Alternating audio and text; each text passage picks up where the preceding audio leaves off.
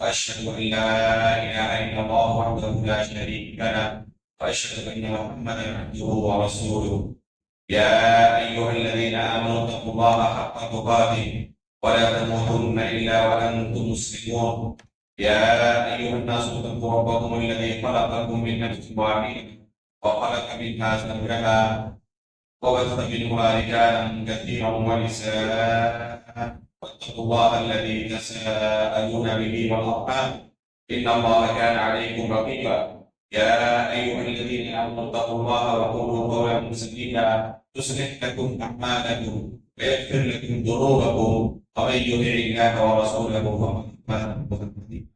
أما بعد أصدق الحديث كتاب الله أحسن الهدي هدي محمد صلى الله عليه وسلم وشر الأمور محدثاتها وكل محدثة بدعة وكل بدعة ضلالة وكل ضلالة في النار. محترم مکرم حاضرین، گزشتہ کل کے درس میں ہم سورہ ابراہیم تک کی منتخب آیات کی تفسیر سن چکے تھے. انشاءاللہ آج کے اس درس میں اس کے بعد کی 3 سورتوں کی تفسیر انشاءاللہ آج کے درس میں سنیں گے. پہلی سورت ہمارے سامنے سورۃ الحجر ہے، جس کے شروع میں اللہ رب العالمین نے قرآن کریم کے طور پر ایک بہت ہی بڑے اپنے معجزے کا تذکرہ کیا ہے کہ اس قرآن کو ہم نے نازل کیا ہے اور ہم ہی اس کی حفاظت کرنے والے ہیں.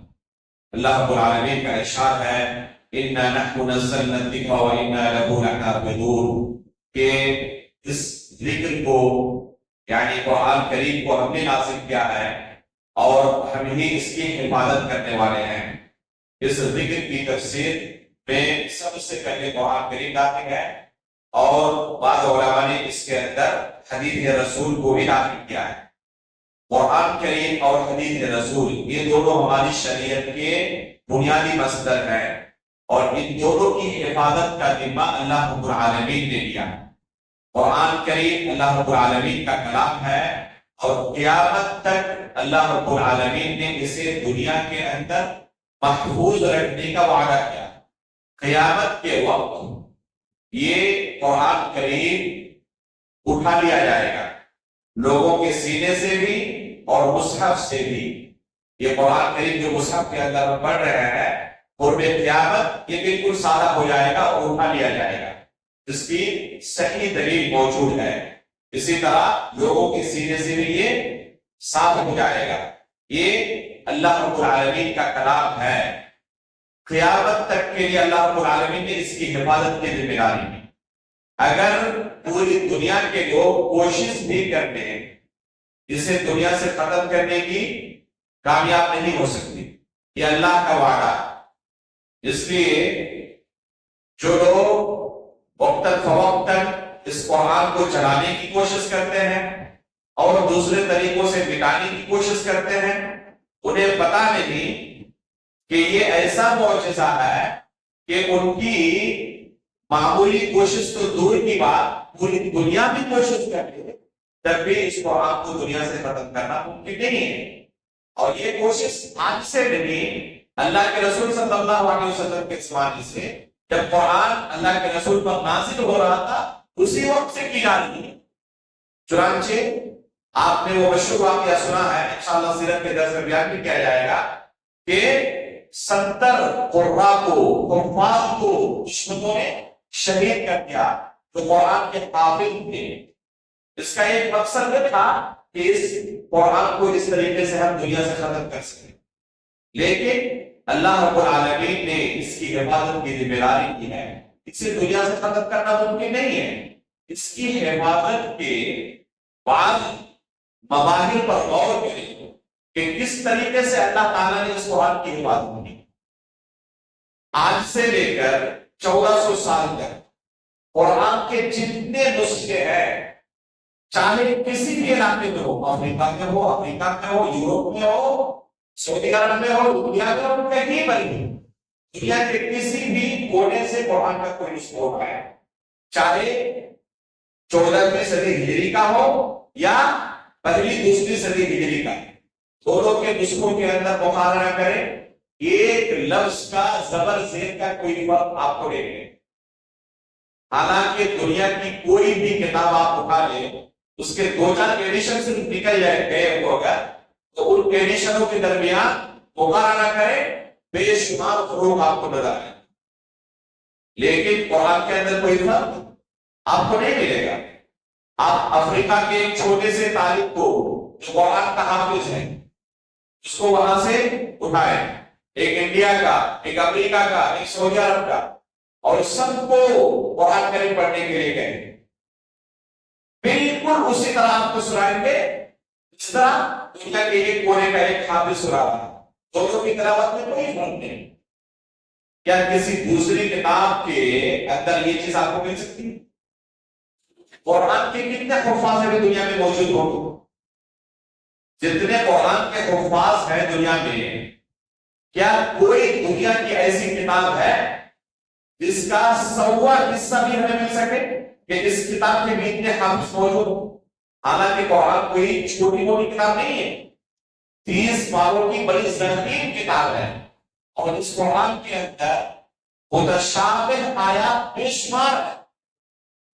متشابہ مطلب یعنی ایک لفظ کا کئی فرق ہے، اسی طرح کی آیات مختلف جگہوں پر، اس کے باوجود اللہ رب العالمین نے اس کا حفظ کرنا اس قدر لوگوں کے لیے آسان کر دیا ہے کہ بے شمار لوگ جو عربی زبان لکھنا پڑھنا نہیں جانتے، بلکہ ابھی چھوٹے چھوٹے بچے ہمارے ہی جامعہ میں، جامعہ اسلامیہ گوربا کوثر مولا میں جشتا صاحب ایک ماں 5 سال کے اپنے چھوٹے بچے کو لے کر جامعہ آئے کہ اس بچے کو میں قرآن حفظ کرانا چاہتا ہوں۔ جب اساتذہ نے دیکھا کہ یہ بچہ بھی تو دودھ پینے والا چھوٹا سا بچہ ٹیکنیک کے بارے میں کیا کرتا ہے کہ نہیں یہ پڑھے گا، جسے میں یاد کراؤں گا، بس تھوڑی سی رخصت چاہیے کہ جو مدرسے کا ٹائم ہے چھوٹے بچے کے لیے بہت لمبا پڑ جائے گا، صبح 7 بجے سے لے کر 1:30 بجے تک، بس اسے تھوڑی سی آپ تھوڑی دے دیں، 2-3 گھنٹہ مدرسے کھیلتے کھیلتے نہیں آتا، بہرحال اس کی کوشش دیکھ کر، خواہش دیکھ کر مدرسے کی طرف سے اس کو چھٹی دی گئی کہ ٹھیک ہے وہ تھوڑی مدت کے لیے آئے اور قرآن یاد کرے۔ صرف 11 مہینے کے اندر اس چھوٹے سے بچے نے 6 سال کی عمر میں پورا قرآن سیکھا۔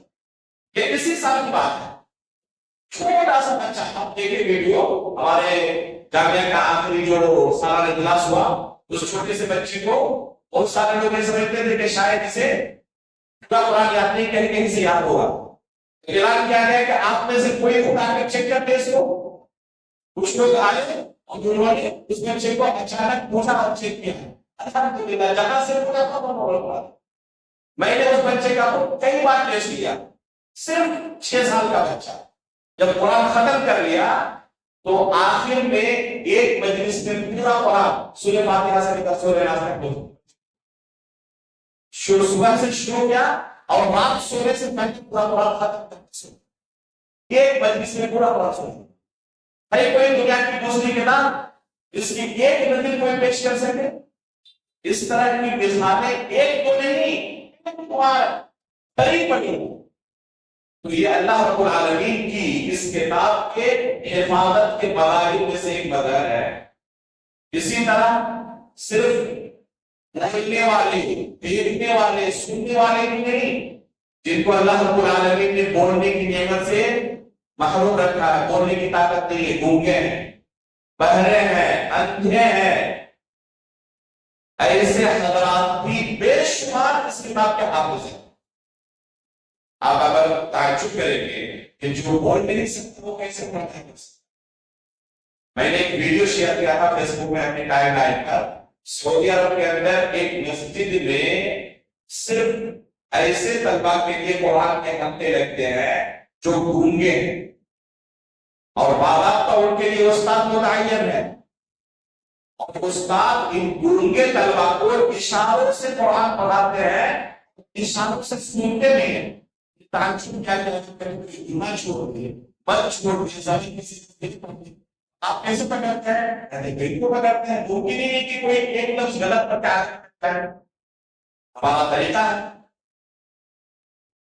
دنیا کے اندر کوئی کتاب ایسی مل سکتی ہے کہ گونگے بھی اس کتاب کے حافظ ہو؟ اللہ اکبر۔ اللہ رب العالمین نے اس کتاب کی حفاظت کی ذمہ داری، تو اس کی حفاظت کے صرف مظاہر انسان دیکھنا چاہے جو دنگ رہ جائے، صرف اسی موقع پر انسان غور تو اس کے ایمان لانے کے لیے کافی ہے کہ یہ عام انسانی طاقت کے باہر کی چیز، یہ خدائی طاقت، اللہ رب العالمین کی طاقت ہے جو ہمیں نظر آ رہی ہے۔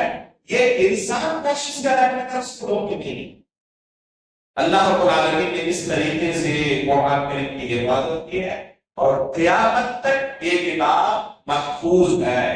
اللہ رب العالمین نے اس کا وعدہ کیا ہے اس سورہ کے شروع میں، اِنَّا نَحْنُ نَزَّلْنَا الذِّكْرَ وَإِنَّا لَهُ لَحَافِظُونَ۔ اس کے بعد اللہ رب العالمین نے ایک اہم اصول انسانوں کو سمجھایا ہے۔ لوگوں کا آج کی ترقی یافتہ دور میں یہ خیال ہے کہ ہم اس زمین کو چھوڑ کر کسی دوسری خلا میں بھی زندگی گزار سکتے ہیں۔ آج تحقیق چل رہی ہے چاند پر زندگی ہے یا نہیں ہے۔ اللہ رب العالمین نے قرآن کریم کے اندر یہ اعلان کیا ہے آج سے 1400 سال پہلے، وَالْأَرْضَ مَدَدْنَاهَا وَأَلْقَيْنَا فِيهَا رَوَاسِيَ وَأَنبَتْنَا فِيهَا مِن كُلِّ شَيْءٍ مَوْزُونٍ وَجَعَلْنَا لَكُمْ فِيهَا مَعَائِشَ وَمَن لَّسْتُمْ لَهُ بِرَازِقِينَ، کہ انسانوں کے لیے رہنے، گزر بسر کرنے، زندگی گزارنے کے لیے ہم نے اس زمین کو تیار کیا۔ یہ زمین انسانوں کے رہنے کے لائق ہے، کوئی دوسری جگہ نہیں۔ کسی کو اللہ تعالیٰ نے اور ایک جگہ قرآن میں فرمایا وَلَكُمْ فِي الْأَرْضِ مُسْتَقَرٌّ وَمَتَاعٌ إِلَىٰ حِينٍ، کہ استقرار کی جگہ تمہارے لیے زمین بھی ہے۔ ایک انسان کو زندگی گزارنے کے لیے جن چیزوں کی ضرورت پڑتی ہے وہ تمام چیزیں اللہ رب العالمین نے اس زمین کے اندر معین۔ یہ انسان کو صرف زندگی گزارنے کے لیے کھانے پینے کی ضرورت نہیں، اور بے شمار چیزوں کی ضرورت ہے۔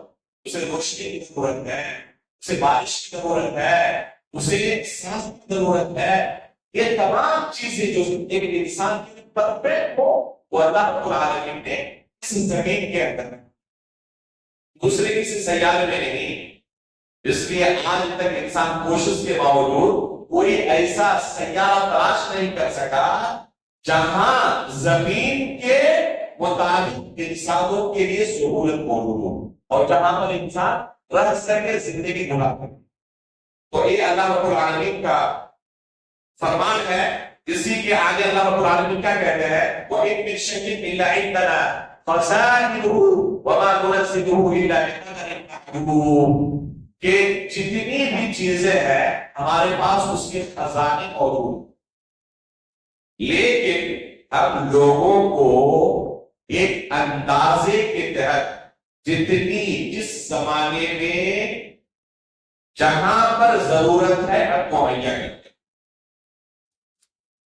یہ انسانوں کی اپنی کاوش نہیں ہے۔ یہ نہ سوچے انسان کہ ہم نے اپنی محنت سے، اپنے علم کے بلبوتے یہاں پر یہ چیز دریافت کی۔ یہ اللہ رب العالمین نے پہلے اعلان کر دیا ہے کہ جہاں پر ہم جس چیز کی ضرورت کا محسوس کرتے ہیں وہاں پر بقدر ضرورت اپنے ان چیزوں کو اپنے اپنے وقت پر رکھا ہے اور اسے ہم وقت آنے پر ظاہر کرتے رہتے ہیں۔ وَإِن مِّن شَيْءٍ إِلَّا عِندَنَا خَزَائِنُهُ وَمَا نُنَزِّلُهُ إِلَّا بِقَدَرٍ مَّعْلُومٍ۔ چنانچہ آپ دیکھیں یہ جو گیس ہے جس سے آج ہم کھانا پکا رہے ہیں، 100-150 سال پہلے اس کا کہیں لوگوں کو علم تھا؟ حالانکہ وجود تو تھا نا اس زمین کے اندر، اللہ رب العالمین نے اسے رکھا، لیکن اللہ رب العالمین نے یہ ظاہر نہیں کیا تھا لوگوں کو۔ پیٹرول کی عمر کتنی ہے؟ ابھی چند سال تک، یہ پہلے چند سال پہلے پیٹرول موجود نہیں تھا۔ آج اگر پیٹرول اچانک ختم ہو جائے تو دنیا تھم جائے گی۔ اچانک اگر یہ بجلی نہ رہے، ختم ہو جائے، یہ دنیا تھم جائے گی۔ لیکن ایک زمانہ ایسا گزرا ہے جب اس کا وجود تک نہیں تھا، لوگوں کو علم نہیں تھا، اس کو کیسے ہی کیا جائے؟ آج بھی بہت ساری چیز لوگوں کے پاس علم نہ ہو اور اللہ رب العالمین وقت آنے پر اسے ظاہر کرتے، تو اللہ رب العالمین نے ہر چیز کو اپنے وقت پر ظاہر کرنے کا وعدہ، جب وقت آئے گا اللہ رب العالمین اسے ظاہر کریں گے، لوگوں کو علم عطا کریں گے کس طریقے سے تو کس فائدہ ہوگا۔ تو ہر چیز کا خزانہ اللہ کے پاس موجود ہے۔ آپ دیکھیں جو چیزیں موجود ہیں دنیا میں، ہر جگہ پر وہ چیز نہیں پائی جاتی۔ کہیں پر اللہ رب العالمین نے جیسے پھل وغیرہ بھی ہے، جس طرح سعودی عرب کے اندر کھجوریں پائی جاتی ہیں، آپ انڈیا میں کوشش کریں اس طرح کھجوریں آپ نہیں اگا سکتے۔ آپ لاکھ ٹیکنالوجی استعمال کر لیں، جو سکتے اللہ رب العالمین اس پھل کے لیے وہاں پر ہے۔ ہمارے اس ملک کے اندر بہت سارے ایسے پھل ہوتے ہیں، اس میں ایسی چیزیں پیداوار ہوتی ہیں جو دوسری جگہ پر وہ زمین نہیں پائی جاتی، یہیں پر وہ پیداوار ہو سکتے ہیں۔ بہت سارے پھل پہاڑوں کے اندر ہوتے ہیں، بہت سارے دریاؤں کے اندر۔ ابھی 2 3 دن پہلے ایک ویڈیو دیکھ رہا تھا، سمندر کے اندر کچھ ایسے پھل اگتے ہیں جو انتہائی لذیذ ہوتے ہیں۔ امریکہ میں خصوصی طور پر ڈبوں کے اندر پیک کر کے ان کو بیچا جاتا ہے۔ اللہ رب العالمین نے ان پھلوں کو نہیں کیا۔ آپ کوشش کریں خشکی کے اندر ان کو اگانے کی، نہیں ہو سکتے۔ تو اللہ رب العالمین نے کس بہترین طریقے سے اس دنیا کو سیٹ کیا ہے، کیا کسی عام مخلوق کے بس کی بات نہیں سے کر؟ تو ان عقلی دلائل کو اللہ رب العالمین نے قرآن کریم کے اندر بار بار دہرایا ہے تاکہ ایک انسان یہ تسلیم کر لے کہ ان چیزوں کا خالق اللہ کے علاوہ کوئی دوسرا نہیں ہو سکتا، اور جب خالق وہی ہے تو عبادت کا مستحق بھی اس کے علاوہ کوئی دوسرا نہیں ہونا چاہیے۔ خالق کل شیء فاعبدوہ، کہ جب ہر چیز کا خالق وہی ہے تو عبادت بھی اسی کی کرو۔ اس کے بعد اللہ رب العالمین نے دعا کا ایک طریقہ فجر بعد کے درس میں آپ کے سامنے بیان کیا گیا کہ دعا کی قبولیت کے اسباب میں سے ایک سبب ہے انسان اللہ رب العالمین کے ناموں کی وسیلے اللہ رب العالمین سے مانگے۔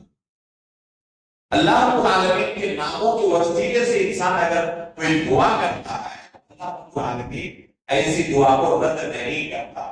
اس کا ایک نمونہ دیکھیں، اس سورہ کے اندر اللہ رب العالمین نے آدم علیہ السلام کی تخلیق کا تذکرہ کیا، اور پھر ابلیس کا آدم علیہ السلام کو بہکانا اور آدم علیہ السلام کو سجدے سے انکار کرنا، اس کو جنت سے اللہ رب العالمین کا دھکا کر باہر نکالنا، یہ تمام واقعات کو اللہ رب العالمین نے اس سورہ کے اندر ذکر کیا۔ اس کے بعد اللہ رب العالمین نے ابلیس کا ایک قول نقل کیا، جب اللہ رب العالمین نے اسے جنت سے باہر نکال دیا تو کہا قال فاخرج منها فإنك رجيم وإن عليك اللعنة إلى يوم الدين، کہ جنت سے تم نکل جاؤ، قیامت تک کے لیے تم ملعون ٹھہرائے گے، اب تو تمہاری عمر قیامت تک لعنت کرتے رہے۔ تب ابلیس جو سراپا سرکش ہے اللہ رب العالمین سے کیا کہہ رہا ہے؟ قال رب فأنظرني إلى يوم يبعثون، اللہ رب العالمین کے نام کا واسطہ دے کر قال رب اے پروردگار فأنظرني إلى يوم يبعثون، قیامت تک کے لیے مجھے مہلت چاہیے ان انسانوں کو گمراہ کرنے۔ تو جب ابلیس نے بھی اللہ کے نام کا واسطہ دیا تو اللہ رب العالمین نے اس کی دعا قبول کی اور کہا قال فإنك من المنظرين إلى يوم الوقت المعلوم، کہ متعینہ وقت تک کے لیے تمہیں مہلت دی جا رہی ہے۔ پھر اس نے کہا قال رب بما أغويتني لأزينن لهم في الأرض ولأغوينهم أجمعين إلا عبادك منهم المخلصين، کہ اللہ میں جس انسان کے لیے آج جنت سے باہر نکالا جا رہا ہوں، ان انسانوں کو گمراہ کرنے کی کوشش کروں گا اور ہر موڑ پر ان کے لیے گناہوں کو انہیں گمراہ کر کے جس جہنم میں مجھے داخل ہونا ہے اپنے ساتھ ان کو لے کر داخل ہوگا. یہ اللہ رب العالمین کے سامنے ابلیس نے ایک چیلنج دیا، لیکن ساتھ میں کیا کہا؟ الا عبادک منہم المخلصین، لیکن جو خالص بندے ہیں، نیک اور پرہیزگار ہیں، ان کو چھوڑ کر. ابلیس بھی جانتا ہے کہ جو اللہ کے نیک بندے ہیں ان پر اس کا حربہ نہیں چل سکتا. چنانچہ ابلیس کے وسوسوں سے، تلبیسات سے اللہ کے نیک بندے محفوظ رہتے ہیں. کون اللہ کے نیک بندے؟ جو پہلے علم حاصل کرتے ہیں کہ ابلیس کس طریقے سے ایک انسان کو گمراہ کر سکتا ہے، اور پھر ان راستوں سے حفاظت کے کیا طریقے ہیں، ان طریقوں کو اختیار کرتا ہے. تو اللہ رب العالمین کے نیک بندے ابلیس کی تلبیسات سے اور وسوسوں سے محفوظ رکھتے ہیں. پھر اللہ رب العالمین نے اس کے بعد جنت کے اور جہنم کے دروازوں کا تذکرہ کیا. چنانچہ اللہ رب العالمین نے جہنم کے دروازوں کا تذکرہ کرتے ہوئے کہا وَإِنَّ جَهَنَّمَ لَمَوْعِدُهُمْ أَجْمَعِينَ لَهَا سَبْعَةُ أَبْوَابٍ لِكُلِّ بَابٍ مِّنْهُمْ جُزْءٌ مَقْسُومٌ، کہ جہنم کے کل 7 دروازے ہیں. یہ عقیدے کا ایک مسئلہ ہے کہ جہنم کے 7 دروازے ہیں اور جنت کے کتنے دروازے ہیں؟ 8 دروازے ہیں. اس کی دلیل اللہ کے رسول صلی اللہ علیہ وسلم کی حدیث ہے کہ جنت کے 8 دروازے ہیں. ان میں سے ایک دروازہ اللہ رب العالمین نے روزے داروں کے لیے خاص کر رکھا ہے جس کا نام ہے الریان. اسی طرح بعض روایت کے اندر ملتا ہے کہ دوسرے نیک اعمال کرنے والوں کے لیے بھی اللہ رب العالمین نے دوسرے دروازوں کو خاص کر کے رکھا. جس طرح روزے داروں کے لیے اللہ رب العالمین نے باب الریان کو خاص کر کے رکھا. ان تمام دروازوں سے کوئی داخل ہوگے؟ جنتی حضرات داخل ہوگی. اب روزے داروں کے لیے جو باب الریان ہے، تو اس کا معنی یہ نہیں ہے کہ روزے دار نمازی نہیں ہوگا. روزے دار نمازی بھی ہوگا، وہ دوسرے اعمال کو کرنے والا بھی ہوگا. ایسا نہیں کہ کوئی نماز چھوڑنے والا ہو صرف روزے پر ترکیز کرے اور باب الریان سے داخل ہو جائے، یہ معنی نہیں ہے. دوسرے بھی دروازے ہیں اور ان دروازوں سے بھی نیک عمل کرنے والے داخل ہوں گے. پھر الگ الگ عمل کرنے والوں کے لیے دروازے خاص کرنے کا کیا مطلب؟ باب الریان کو روزے داروں کے لیے خاص کرنے کا کیا مطلب؟ اس کی تفسیر جو علماء نے لکھا ہے کہ جن کے یہاں یہ عمل غالب ہوگا. اللہ رب العالمین نے انسانوں کی طبیعت الگ طرح کی بنائی ہے عبادت کے باب میں. جس طرح دنیا کے اندر دنیاوی معاملات میں ہر ایک کے شوق ایک طرح کے نہیں ہوتے. کیونکہ بعض لوگوں کو اچھے اچھے کپڑے پہننے کے بہت شوق ہے، وہ دوسری چیزوں کے اندر فوکس نہیں کرتے. دیکھیں لباس بہترین ہونا چاہیے. بعض لوگوں کو یہ موبائل اور گیجٹس وغیرہ ان چیزوں کا شوق ہے، وہ اس کے لیے بہت خرچ کرتے ہیں لیکن دوسری چیزوں میں خرچ نہیں کرتے. کھانے پینے کہتے ہیں انتہائی بخیل اور کنجوس، لیکن اس کے اندر ایک دم دل گھوم کر خرچ کرتے ہیں. کچھ لوگ بولتے ہیں ان کا فوکس صرف کھانے پینے کا اور کچھ نہیں چاہیے، اچھا کھانا بھی بس. تو ہر ایک کے شوق مختلف ہوتے ہیں. بعض لوگوں کو گاڑیوں کا بہت شوق، ان کو اچھی اچھی گاڑیاں چاہیے بس. بعض لوگوں کو کھیلنے کا شوق ہے. تو اسی طرح عبادت کے باب میں بھی آپ پائیں گے مختلف لوگوں کے ترجیحات مختلف ہوتے ہیں. بعض لوگوں کو روزے کا بڑا شوق ہے، فرض روزے تو رکھتے ہی ہیں، نفلی روزے کا. بعض لوگوں کو قرآن پڑھنے کا بڑا شوق ہے، روزے نہیں رکھ پاتے لیکن آپ قرآن کے ساتھ جڑے ہوئے. بعض لوگوں کو نفلی نمازوں کا شوق ہے، بعض لوگوں کو صدقات و خیرات کا شوق ہے. آپ نفلی نماز نفلی روزے کرتے ہوئے نہیں پائیں گے، قرآن تلاوت کرتے ہوئے نہیں پائیں گے. دیکھیں ماشاءاللہ جب خرچ کرنے کی بات آئے بندہ سب سے پہلے حاضر رہتا ہے. تو الگ الگ شوق، بعض لوگوں کو لوگوں کی خدمت کا شوق ہوتا ہے، والدین کی خدمت کا شوق ہوتا ہے. حالانکہ انہیں کو دیکھا جاتا ہے کہ بعض فرائض اور واجبات کے پیچھے رہنے والے ہوتے ہیں، نماز صحیح سے نہیں پڑھتے، لیکن والدین کی خدمت میں آپ بندہ سب سے پہلے. تو الگ الگ طرح کے شوق ہوتے ہیں. یہ جو جنت کے دروازے ہیں، اس طرح کے خاص اعمال کرنے والوں، دوسرے اعمال بھی وہ انجام دیتے ہیں، لیکن ان کے اندر روزے کا تحقق حد تک چاہتا ہے. اللہ رب العالمین نے ایسے بندوں کے لیے باب الریان کو خاص کیا ہوا. یہ لوگ اس دروازے سے جنت میں داخل ہوں گے. اللہ کے رسول سے پوچھا گیا، اللہ کے رسول کیا کوئی ایسا بندہ بھی ہوگا جو 8 دروازے سے داخل ہو جنت کے اندر؟ اللہ کے رسول نے کہا کہ ابو بکر صدیق.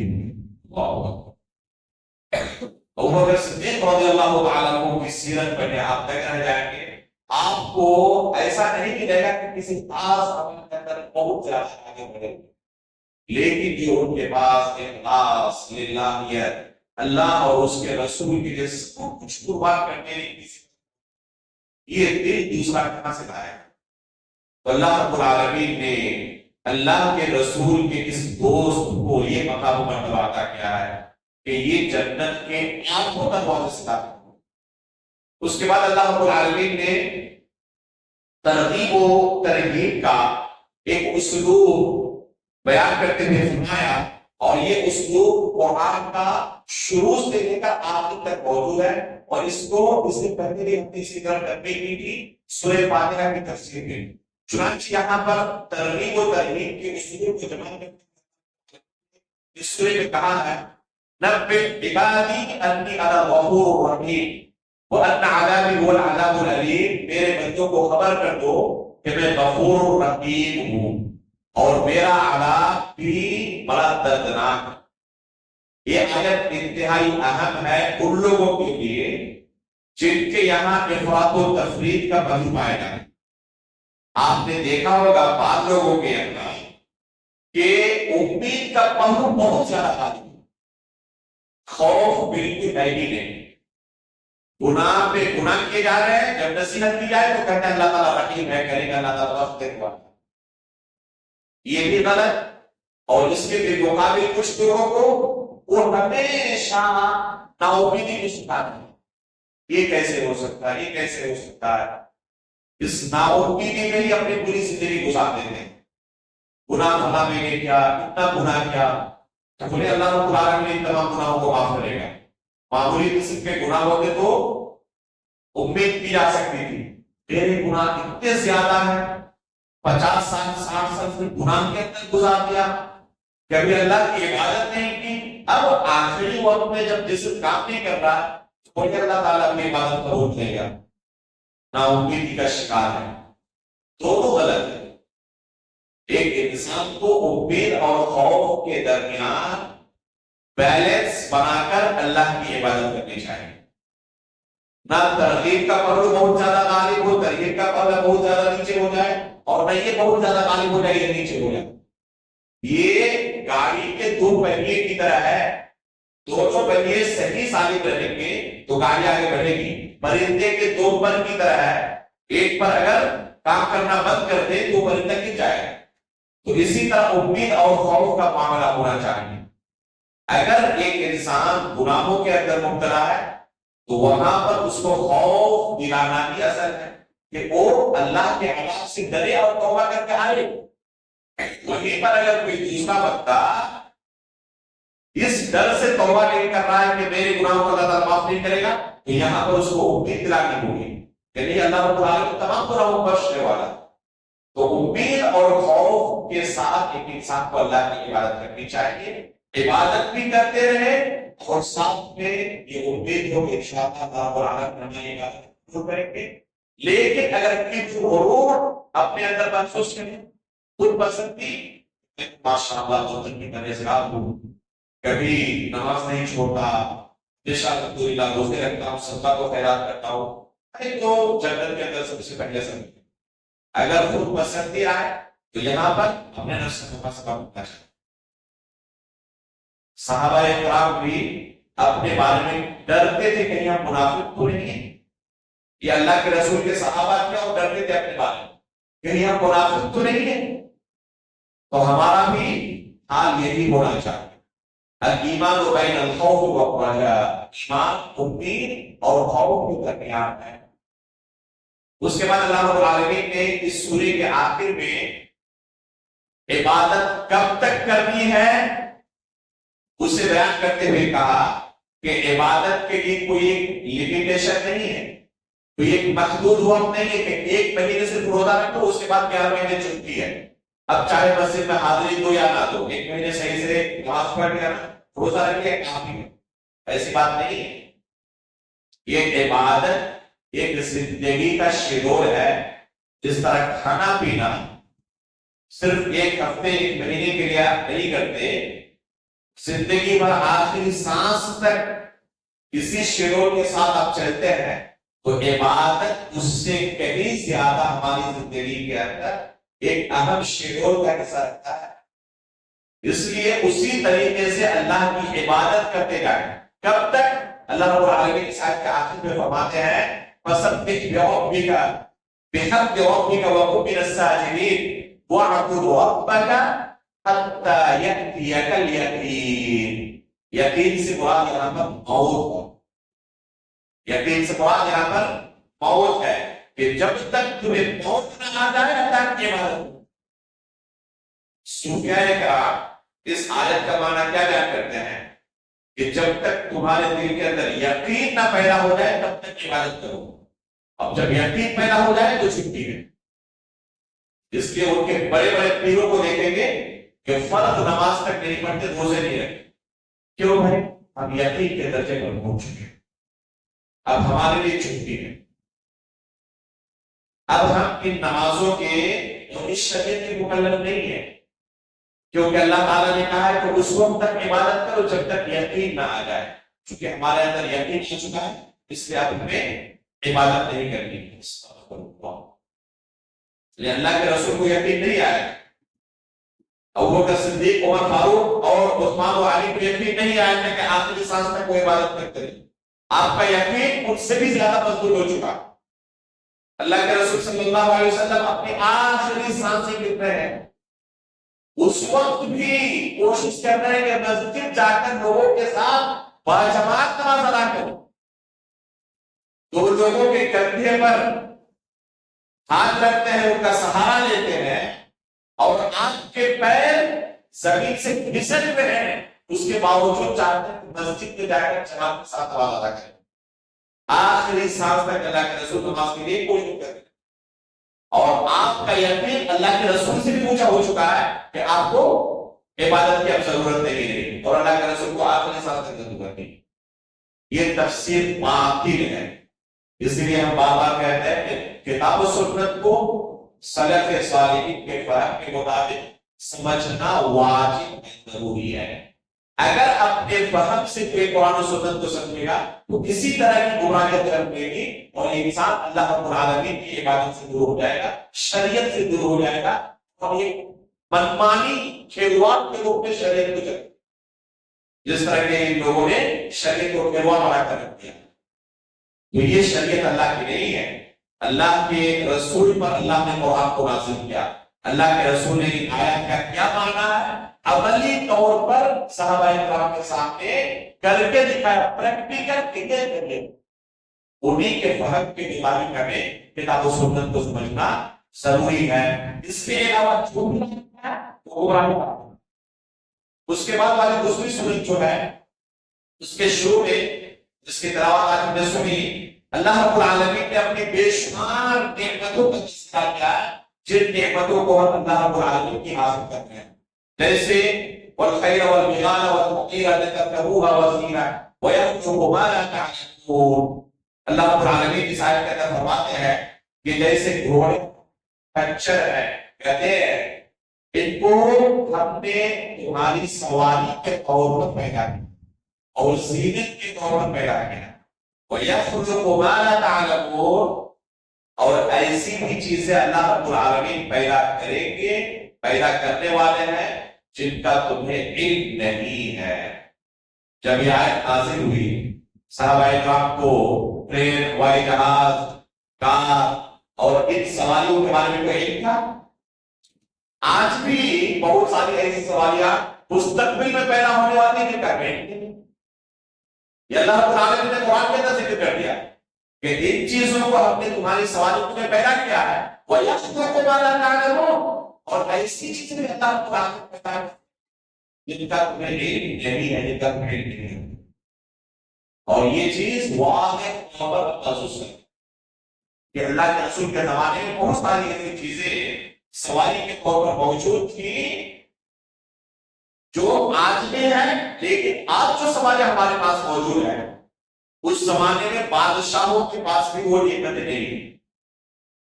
آج جو قارون کا خزانہ جانتے ہیں، اس کی کنجیوں کو کتنے لوگوں کو ڈھونا پڑتا تھا؟ اس کے خزانے کی کنجیاں کئی مٹکے کی لوگ سواریوں پر ڈھو دیتے۔ اگر قارون کو بھی پتا چل جائے کہ آج جو آپ کے پاس ATM کارڈ ہے اس کی کنجیوں سے زیادہ اس کی طاقت ہے تو بے ہوش ہو جائے۔ بادشاہوں کے پاس بھی وہ نعمتیں نہیں تھی جو آج کے دور کا ایک فقیر انسان جن نعمتوں کو حاصل کرتا ہے۔ پرانے زمانے میں بادشاہوں کے پاس پنکھا چھیلنے والے لوگ ہوتے تھے، ہر آدھے گھنٹے بعد ایک نئی ٹیم آ گئی پنکھا چھیلنے کے لیے، بادشاہ کو گرمی نہیں لگنی چاہیے۔ اور آج ایک فقیر انسان کسی کے اندر بیٹھا ہوا ہے، ان کو خبر بھی نہیں ہے کہ آج کے دور کے جو فقیر لوگ ہیں وہ ان بادشاہوں سے زیادہ نعمت چاہتے ہیں۔ اسی طریقے سے مستقبل میں کیا کچھ ہونے والا ہے اللہ رب العالمین کی زیادہ کہتا ہے لوگوں کو مانا کہ اللہ رب العالمین ایسی چیزیں پیدا کرنے والا ہے جن کا تمہیں علم نہیں ہے۔ تو انسان کا علم چاہے اپنے زمانے میں اسے کتنا ہی غرور ہو کہ مجھ سے بات کوئی نہیں، خود تاریخ نے اسے ثابت کر دیا ہے کہ ان کا غرور درست نہیں۔ جتنے بادشاہ گزر چکے ہیں وہ کرتے نہیں، آج تاریخ نے ثابت کر دیا ہے کہ ان کا غرور درست نہیں تھا، آج فقیروں کے پاس ان سے زیادہ نہیں۔ تو اسی طرح مستقبل میں بھی بہت ساری ایسی چیزیں آنے والی ہیں، اس سے آج بھی ہمیں غرور کا شکار نہیں ہونا چاہیے۔ وَيَخْلُقُ مَا لَا تَعْلَمُونَ، اللہ رب العالمین ایسی نعمتیں پیدا کرنے والے ہیں جن کا ہمیں آج علم ہی نہیں ہے۔ اس کے بعد اللہ رب العالمین نے ان تمام نعمتوں کا تذکرہ کرنے کے بعد کہا جو اصل مقصد ہے أَفَمَنْ يَخْلُقُ كَمَنْ لَا يَخْلُقُ أَفَلَا تَذَكَّرُونَ۔ اب یہ بتاؤ کہ جس کے پاس پیدا کرنے کی طاقت ہے اور جس کے پاس پیدا کرنے کی طاقت نہیں، کیا دونوں برابر ہو سکتے؟ افلا تذکرون، کیا اس کے باوجود تم نصیحت حاصل کریں؟ اللہ رب العالمین نے دو چار آیت آج پھر سے دہرایا، الذین یدعون من دون اللہ لا یخلقون شیئا وهم یخلقون۔ اللہ کو چھوڑ کر کے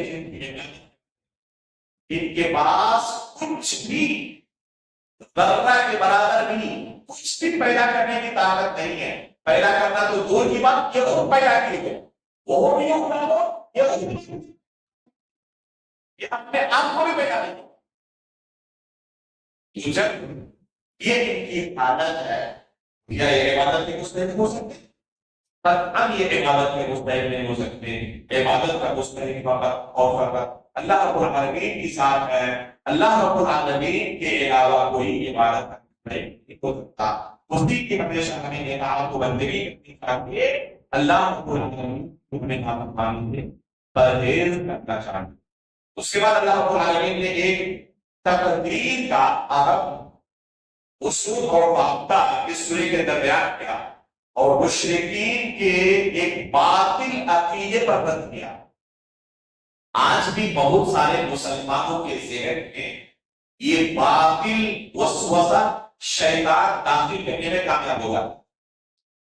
شریعت کا تحفظ نہ ہونے کی بنا پر بہت سارے لوگ تقدیر کے مسئلے میں اس باطل نظریے کے شکار ہو جاتا ہے، اس باطل عقیدے کے شکار ہو جاتا ہے۔ وہ کیا ہے؟ اللہ رب العالمین نے مشرکین کا عقیدہ ذکر کرتے ہوئے کہا وَقَالَ الَّذِينَ أَشْرَكُوا، جو لوگ اللہ کے ساتھ شرک کرتے ہیں وہ دلیل کیا پیش کرتے ہیں اپنے گناہوں کے اوپر؟ کہتے ہیں لو شاء اللہ ما عبدنا من دونه من شيء نحن ولا آباؤنا ولا حرمنا من دونه من شيء. کہتے تھے وہ کہ اگر اللہ رب العالمین نہ چاہتا تو نہ ہم شرک کر سکتے تھے نہ ہمارے باپ دادا شرک کر سکتے تھے. اللہ رب العالمین کے ارادے سے ہی ہر چیز ہوتی ہے. اللہ تعالیٰ نہ چاہے تو کوئی شرک کر سکتا ہے؟ تو جب اللہ رب العالمین کی مشیت سے ہم نے شرک کیا, اللہ رب العالمین کی مشیت سے حلال چیزوں کو ہم نے حرام کیا, تو جب اللہ کے ارادے سے ہی کیا ہے, اللہ کے ارادے کے سوا ہم کچھ کر نہیں سکتے تھے, تو اس پر سزا کیسے؟ پھر ہمیں ملامت کیوں کیا جا رہا ہے کہ تم شرک ہو, مشرک ہو, تم نے اللہ کے ساتھ نافرمانی. اللہ نے چاہا تو ہم نے کیا, جب اللہ نے چاہا ہم نے کیا, تو ہمیں ملامت کیوں کر رہے ہو؟ یہی باطل دلیل بہت سارے مسلمانوں کے ذہن میں بھی ہوگی کہ اللہ رب العالمین نے ہماری تقدیر میں لکھا تھا گناہ کرنا, اس لیے ہم نے گناہ کیا. اللہ تعالیٰ نے تقدیر میں نہ لکھا ہوتا تو ہم نہیں کرتے, اس لیے ہمیں سزا نہیں ملنی چاہیے. یہی دلیل اس بندے کو کوئی دوسرا انسان دے, اس کے برخلاف تو اسے قبول نہیں کر گیا. اللہ تعالیٰ نے سب کچھ لکھ دیا ہے جو انسان کرنے والے ہیں. ہر انسان جس طرح وہ کر رہا ہے کہ میں اللہ کی مشیت کے خلاف کچھ نہیں کر سکتا, تو اسی طرح دوسرا انسان بھی اللہ رب العالمین کے ارادے کے خلاف کچھ نہیں کر سکتا. اب اگر وہ اس کے بچے کو قتل کرے اور کہے کہ اللہ تعالیٰ نے میری تقدیر میں لکھا تھا اس لیے میں نے کیا, اس لیے مجھے سزا نہیں ملنی چاہیے, تو یہ اس کی دلیل قبول کر لے گا اور اس کو چھوڑ دے گا؟ یہ کہے گا نہیں, بالکل میں سزا ملنی چاہیے. وہی ہے دنیا کا انسان کہ ایک ظالم کو اس دلیل کی بنا پر کہ اللہ نے ہماری تقدیر میں لکھا ہے اس لیے ہم نے گناہ کیا, ایک چور کہے کہ ہماری تقدیر میں لکھا ہے اس لیے ہم نے چوری کیا, ایک ڈکیت کہے کہ ہماری تقدیر میں لکھا ہے اس لیے ہم نے ڈاکہ ڈالا, اس لیے ہمیں جیل نہیں ہونا چاہیے. عدالت میں جا کر جج کے سامنے یہی دلیل پیش کرے کہ ہماری تقدیر میں لکھا ہے اس لیے کیا, مان لے گا جج؟ تو جب تم خود اس دلیل کو قبول نہیں کر سکتے تو یہی باطل دلیل اللہ تعالیٰ کے سامنے کیسے پیش کر سکتے؟ یہ ایک ایسی باطل دلیل ہے جو عقلاً اور نقلاً دونوں اعتبار سے باطل ہے. اللہ رب العالمین نے انسان کو عقل سے نوازا ہے اور اس عقل کی بنا پر ایک انسان فیصلہ کرتا ہے یہ چیز میرے لیے بہتر ہے, یہ چیز میرے لیے بہتر نہیں ہے, نقصان دہ ہے, اور اسی کے مطابق وہ زندگی گزارتا. ایک شخص جس کی دکان ہے مارکیٹ کے اندر, وہ رات کو گھر آتے وقت دکان بند کر کے آتا ہے, شٹر گرا کر, کھلا نہیں چھوڑ دیتا کہ تقدیر میں ہوگی تو کوئی چور آئے گا چوری کر کے لے جائے گا, تقدیر میں نہیں ہوگی تو کوئی نہیں جائے گا, تب بالکل محفوظ رہے گا. کرے گا کوئی؟ اللہ نے اس کو عقل دی کہ اس طریقے سے تمہیں نقصان ہوگا, اس طریقے سے فائدہ ہوگا, تو نقصان سے بچنے کا یہ راستہ ہے, اس راستے کو اختیار کرتا ہے. اسے عقل دی کہ کھاؤ گے نہیں تو بھوکے مر جاؤ گے, روزہ نہ کھاتا وہ نکالتا. اسے عقل دی کہ اگر بستر پر پیشاب و پاخانہ کرو گے تو بدبو سے رہ نہیں پاؤ گے, اس لیے جاؤ حکام میں اس کام کو کر کے آؤ کہ ابھی پیشاب پاخانہ بستر پہ نہیں کرو. تو اسی عقل کی بنا پر ہی اللہ رب العالمین نے ان دلیلوں کو ذکر کیا کہ جب خالق اللہ ہے, اس کے علاوہ کوئی نہیں, تو عبادت اسی کی کرو, اگر نہیں کرو گے تو اللہ رب العالمین تمہیں جہنم میں ڈالیں گے. یہ سب کچھ جانتے ہوئے رسولوں کو بھیج کر حجت قائم کرنے کے بعد اللہ رب العالمین اس لوگوں کو نہ مانے اور کہے کہ ہماری تقدیر میں لکھا ہوا تھا اس لیے کیا, تو ایک دن تم بھی شٹر چھوڑ کے آ جاؤ اور کہو کہ ہماری تقدیر میں لکھا ہوا اس لیے ہم نے شٹر کھول دیا تھا اور چھوڑ دے چکے گے. دنیاوی معاملات میں ایک انسان اچھی طرح سمجھتا ہے کس راستے پر چل کر فائدہ حاصل ہونے والا ہے, کس راستے پر چل کر نقصان اٹھانے والا, اور وہ تمام چیزوں کو فالو کرتا ہے جس سے فائدہ, تمام چیزوں سے آپ کو دور رکھتا ہے جس سے نقصان ہونا. لیکن یہی چیز آخرت کے معاملے میں نہیں کرنا چاہتا اور اسے دلیل کے طور پر پیش کرنا چاہتا ہے. جسے دنیا کے معاملات میں بھی کبھی نہیں کرے گی، لیکن آخرت کا اللہ کے خلاف یہ حجت پیش کرنا چاہتا ہے جو کہ عقل و نقل ہر کے اعتبار سے باطل دلیل ہے. اسی وجہ سے اللہ رب العالمین نے کیا کہا قرآن کریم کے اندر، فاصبر ان وعد اللہ حق واستغفر لذنبک. یہ مختصر آیت تقدیر کے مسئلے کو سمجھنے کے لیے انتہائی اہم ہے. یہاں پر اللہ رب العالمین نے صبر کرنے کا حکم دیا اور استغفار کرنے کا بھی حکم دیا. کہاں پر صبر کرنا ہے اور کہاں استغفار کرنا ہے؟ اگر اپنی طرف سے آپ نے کوئی کوتاہی نہیں، اس کے باوجود آپ کو اگر کوئی تکلیف لاحق ہو گئی تو وہاں پر صبر کریں، لیکن کوتاہی آپ کی طرف سے ہے تو وہاں استغفار کریں. اللہ تعالیٰ نے صبر کا بھی حکم دیا، استغفار کا بھی حکم دیا. صبر کہاں کرنا ہے؟ اپنی طرف سے پوری کوشش کی، گاڑی کو ایک دم روڈ کے کنارے پارک کریں جہاں پارکنگ کی جگہ ہے، اس کے باوجود بھی حادثہ ہو گیا، ایکسیڈنٹ ہو گیا، کوئی آ کر اپنی گاڑی مار دیا. اپنی طرف سے کوشش کی تھی کہ کسی طرح محفوظ رہیں، تو یہاں پر کیا کرے گا؟ گھر پہ ہی بیٹھ کے صبر کرے. لیکن ایک انسان جہاں پر 80 کی اسپیڈ سے چلنا ہے 200 کی اسپیڈ سے چلتا ہے اور وہ ایکسیڈنٹ کا شکار ہو گیا، تو ہر کوئی اس کو مرمت کرے گا نہیں کرے گا؟ وہ اگر کہیں کہ میری تقدیر میں لکھا تھا اس کا حادثہ ہو گیا، اگر تقدیر میں نہیں تو پھر جان کچھ کا نہیں لکھا ہے.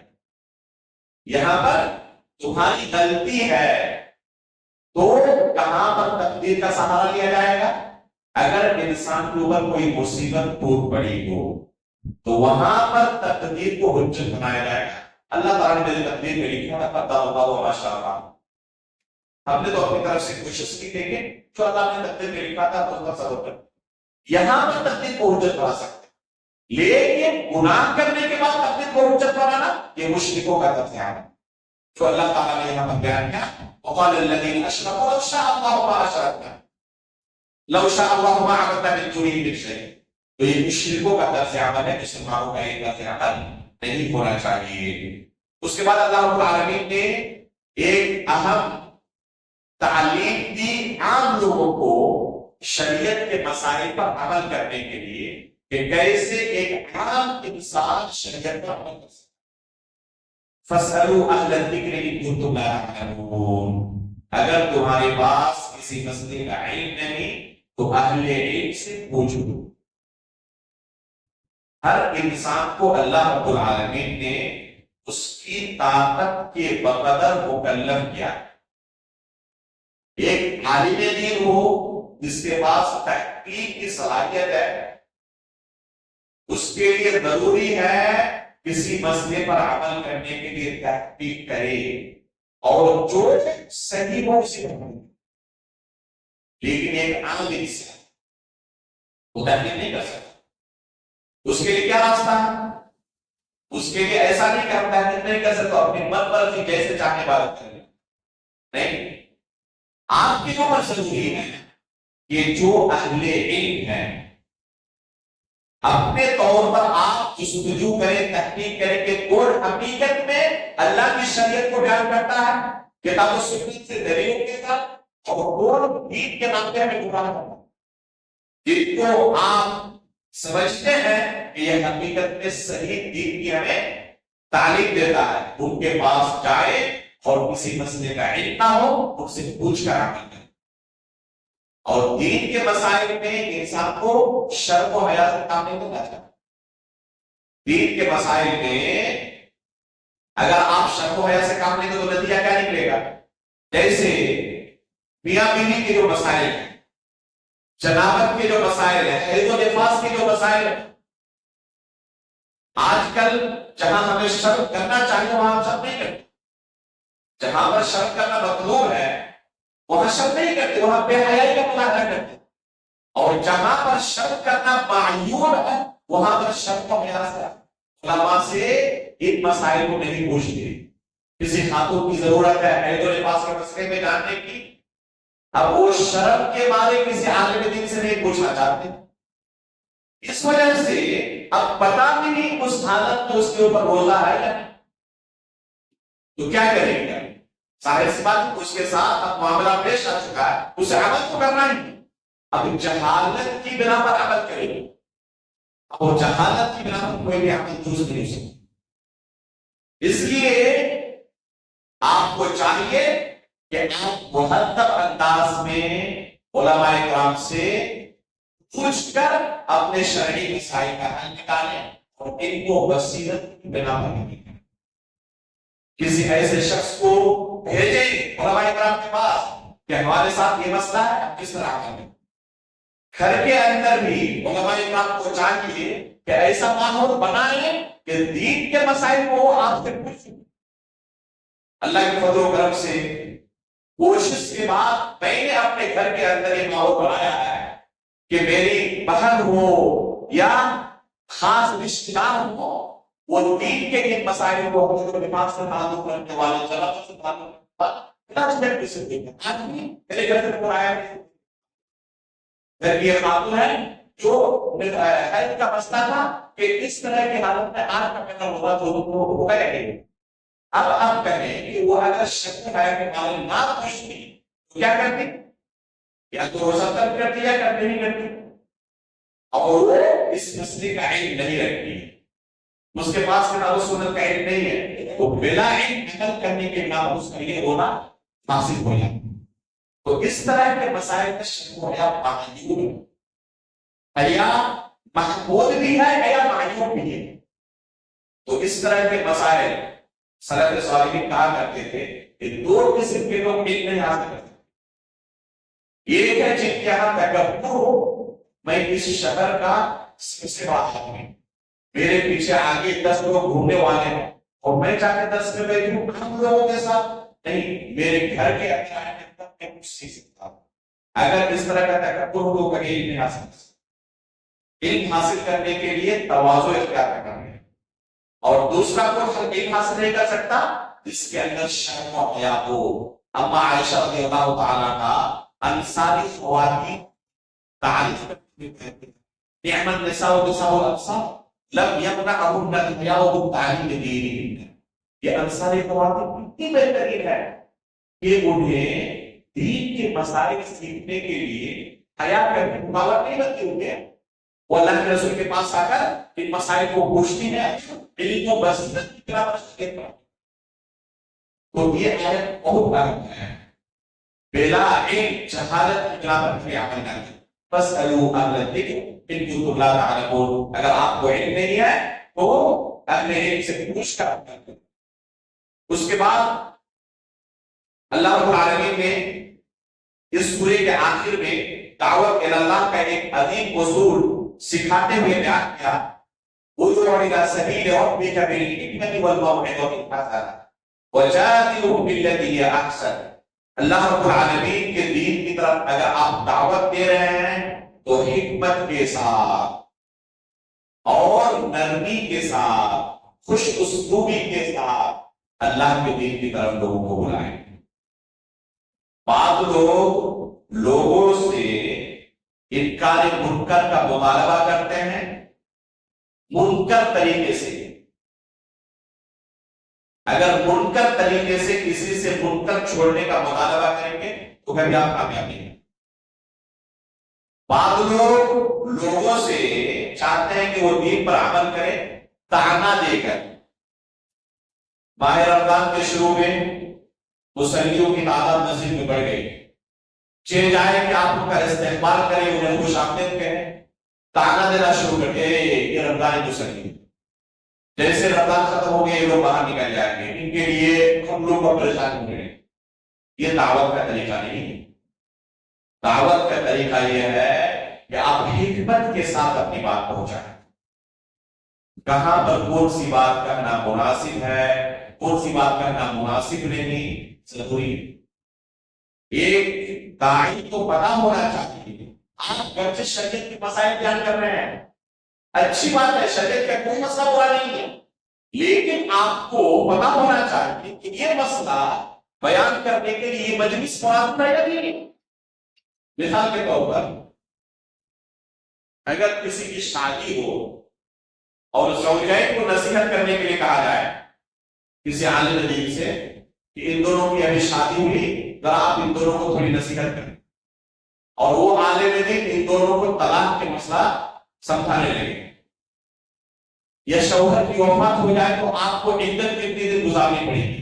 ایسی بات یہ بھی شریعت کا ہی مسئلہ ہے، لیکن کیا یہ مجلس اس مسئلے کے لیے مناسب ہے؟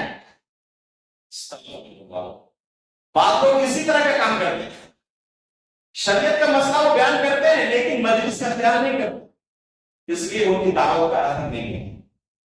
اس لیے انسان کو پتا ہونا چاہیے کس طرح کے لوگوں کے سامنے میں بیٹھا ہوں.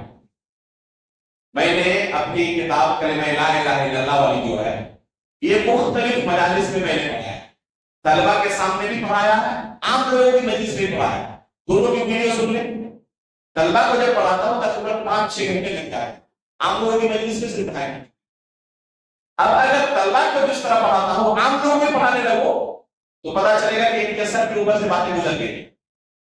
یہاں جو درس ابھی آپ کے سامنے دے رہا ہوں یہی درس اگر میں طلبہ کے سامنے دیتا تو بالکل الگ موضوع ہوگا، بے شمار چیزیں ہوگی، جان بوجھ کر نہیں آنے گا.